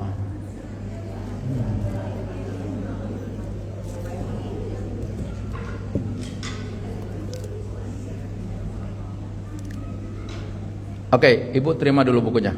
Karena sepenghargaan orang mau bertanya. Ini melakukan yang rata-rata orang lain tidak lakukan, maka dia menikmati yang rata-rata orang lain tidak nikmati. Itu ya, itu contohnya. Karena yang lain malas tanya kan? Malas tanya, udah pengen pulang mungkin. Nah, dia mau tanya dulu. Nah, berarti dia melakukan yang rata-rata orang lain tidak lakukan, maka dia menikmati yang rata-rata orang lain tidak nikmati. Kalau saya bagikan repot semuanya, satu aja gitu ya. Silakan, Bun. Assalamualaikum warahmatullahi wabarakatuh. Waalaikumsalam warahmatullahi wabarakatuh, Bun. Masya Allah Ustaz, ilmu motivasi ini sangat bermanfaat untuk kami ya. Apalagi kita yang udah usia segini. Oh gitu ya. Wah. Aja. Nah gitu Ustaz, karena kita hari ini kita semangat nih yang motivasi ini. Tapi kenapa ya pas saat malah melakukan, kalau kita tahu nih sedekah itu 10 kali pahalanya sampai 700 kali. Kebaikan-kebaikan itu manfaat itu Masya Allah. Tapi kenapa ya untuk melakukannya itu kadang berat? Ya. Walaupun tuh janji Allah itu sudah begitu banyak gitu ya. Ya. Amal dan jauh masih benar ya. Ya. Tapi kenapa kesulitan itu untuk bisa mengangkat hati untuk walaupun sedekah gitu ya. Ya, oke. Oke. Oke. Itu kadang berat Ustaz ya. Ya. Nah, itu gimana motivasi Ya. kita? Ya. Ingin Ya. mati gitu loh. Baik. Assalamualaikum warahmatullahi. Waalaikumsalam. Kita tahu teorinya, tapi melakukannya berat. Pertama, orang tidak pernah sadar bahwa sekecil amal apapun bukan tiba-tiba, dari latihan. Tidak semua orang mau latihan karena termotivasi. Urutannya begitu. Jadi pertama digempur dulu, dihancurkan ego kita di sini dengan ilmu yang terus-menerus. Terus tertarik. Tertarik nggak sekali bisa. Contoh, ibu ngeliat ada orang angkat besi sampai 400 kilo. Kira-kira langsung 400 kilo apa dari yang kecil dulu? Kecil dulu, 10, 12. Kita juga begitu. Orang biasa sedekah besar dan kecil itu dari latihan, sehingga menjadi refleks nantinya. Nah, latihan kenapa mau latihan? Karena didorong oleh motivasi. Makanya kenapa saya membuat ngajar dari mulai yang ibu-ibu sampai ke depan menteri saya ngajar. Di luar negeri saya di kantor-kantor diplomat di Belgia, di Jerman, di Prancis itu para diplomat yang mohon maaf pesertanya masih mohon maaf pakai you can see itu karena memang itu campur aduk. Saya tetap sampaikan. Jadi ibu jangan kira ini materi ibu-ibu, ini materi umum dan ibu bisa baca nanti buku saya yang ke-8 pengantarnya yang ngasih komentar tuh 4 profesor, ada rektor, ada dekan dari perguruan tinggi negeri. Jadi dan buku ini diambil referensi oleh salah seorang teman ngambil S3 di Universitas Darussalam Gontor. Waktu itu saya diundang untuk menghadiri wisuda S3-nya karena membedah buku ini, buku yang ibu baru bedah. Jadi rumusnya agar kita ringan melakukan sesuatu, pertama kasih motivasi dulu. Kasih motivasi. Karena ada ngomong gini, Pak Ustadz kalau baru dengar motivasi saya semangat, tapi kalau enggak lemes lagi gitu kan? Iya, karena motivasi makanan hati. Ibu kan kalau makan sehari berapa kali? 3. Kenapa nggak sebulan sekali? Lemes kan?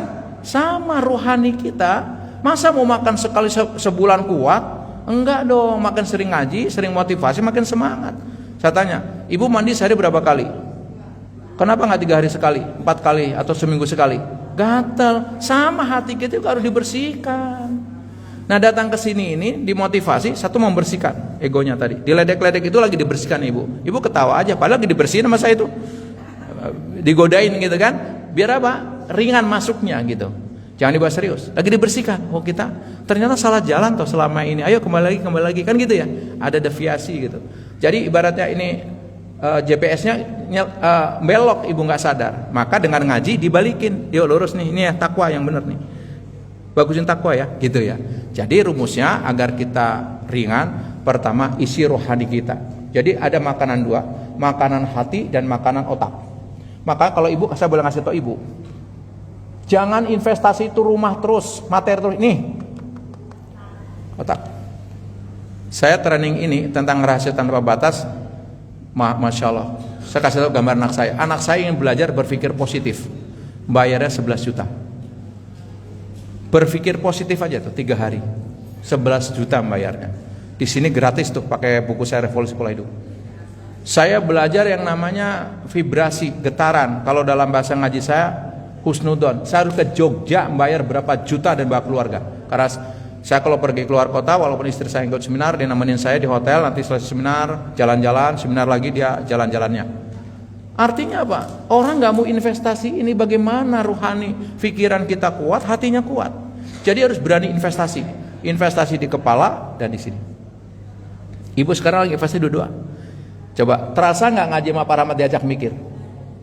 Saya tanya, terasa gak ngaji sama Pak Rahmat diajak mikir? Iya, sama Pak Rahmat gak bisa ibu begini. Gak bisa. Karena diajak mikir. Tujuannya apa? Kasihan ibu lama udah gak kuliah kan? Makanya sekarang kuliah duha sama saya. Yang namanya kuliah duha gak santai dong. Lihat di Facebook saya atau di tempat lain, yang kajian megang buku semua ibu-ibu. Halaman sekian, buka garis ya bu. Kenapa? Ibu datang pertama dapat ini pahala, hati pahala, tangan garis berpahala, mata melihat berpahala, semua berpahala. Itu efektif. Jadi buku itu bukan ini dibagi, kalau ibu rutin saya bagi tuh. Walaupun mungkin hanya dibaca, di minimal ibu ada gerakan. Sehingga apa? Suatu hari kita meninggal, anak kita membaca, ternyata mama dulu rajin ngaji ya. Digarisin, ini yang penting. Masya Allah, meninggalkan jadi jejak jariah gitu. Tapi kan saya kalau baru nggak berani. Kalau udah rutin saya ajak, ibu bagaimana kalau pegang buku ini ya sampai selesai, ganti inilah ya. Sehingga kita ada bekas gitu. Jadi kalau sekarang belum semangat, bukan kita semua kayak ibu juga, saya juga begitu. Bedanya ada orang yang terus mengisi vitaminnya. Kalau ibu cuma makan kan masih lemas, makan suplemen, suntik vitamin C, ibu kan gitu kan? Apalagi biar apa? Semangat. Makanya agar kita semangat dan beramal, sama dong, dikasih nutrisi yang bermacam-macam, baca buku, ngajar. Ada 5 bu menunya. Hadiri pertemuan kayak gini, ada vitamin. Kalau enggak baca buku, vitamin. Dengar YouTube, lihat YouTube yang motivasi ada. Kalau yang enggak suka YouTube-nya, denger aja. Atau apa? Berkawan dengan teman-teman yang satu frekuensi yang punya motivasi. Kalau tanya kenapa Pak Rahmat selalu semangat? Ya saya menyampaikan motivasi tiap hari, bisa 3 kali 4 kali. Pasti saya balik semangat. Itu caranya. Jadi realistis sajalah, tidak ada dalam dunia ini yang tiba-tiba nggak ada. Yang rajin beramal latihan, yang rajin olahraga juga latihan. Begitu Mi ya. Jadi hadiri pertemuan atau baca buku, dengerin audionya atau lihat videonya, atau berkawan dengan teman-teman yang sefrekuensi. Paling efektif datang di pertemuan, karena di sini yang bedah buku, yang dengar, ya mikir bareng-bareng. Cukup ya. Terima kasih. Terima kasih ibu-ibu udah nemenin saya pagi ini. Mohon maaf kalau ada canda, real itu canda, nggak usah dipikirin lagi. Jadi ngundang saya bebas mau jam berapa saja ya. Ya nggak usah. Ya itu hanya contoh tadi ya, contoh mengelola waktu. Insya Allah saya percaya ibu-ibu lebih pas dalam mengelola waktu, tapi saya hanya mengingatkan. Percaya yang saya sampaikan semua ibu udah tahu, tapi sekarang saya mengingatkan dalam rangka menambah berkah majlis ini. Yuk kita tutup ngaji kita dengan istighfar 3 kali dengan penuh khusyuk bersama-sama.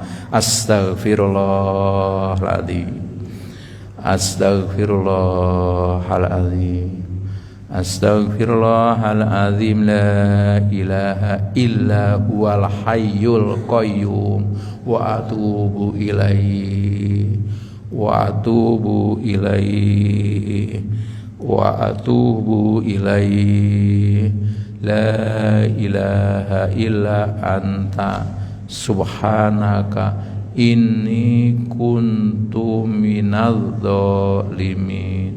Allahumma sholli ala sayyidina Muhammad wa ala alihi wa sahbihi ajmain. Allahumma fir lana wa li walidayna warhamhuma kama rabbana shaghira.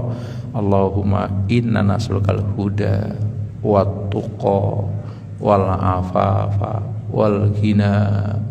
Allahumma inna nas'aluka nafsan mutmainnatan tu'minu biliqaika wa tardo biqadaika wa taqna'u bi'ataika. Rabbis shrah li sadri wa yassir li amri wahlul 'uqdatam min lisani yafqahu qawli. Rabbana atina fid dunya hasanah wa fil akhirati hasanah wa qina adzabannar. Subhana rabbika rabbil izzati amma yasifun wa salamun alal mursalin alhamdulillahi rabbil alamin. Kita tutup dengan doa qauliyah. Subhanaka Allahumma wa bihamdika asyhadu an la ilaha illa anta astaghfiruka wa atubu ilaik. Lebih dan kurangnya saya mohon maaf. Assalamualaikum warahmatullahi wabarakatuh. Alhamdulillah, jazakallahu khair Ustaz Rahmat Abu Bakar yang telah memberikan banyak ilmu kepada kita. Mudah-mudahan bermanfaat kepada kita.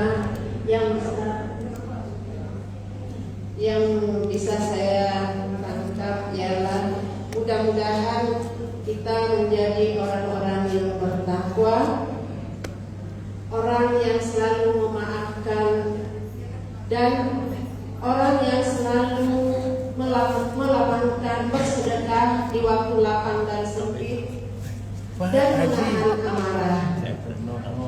Karena orang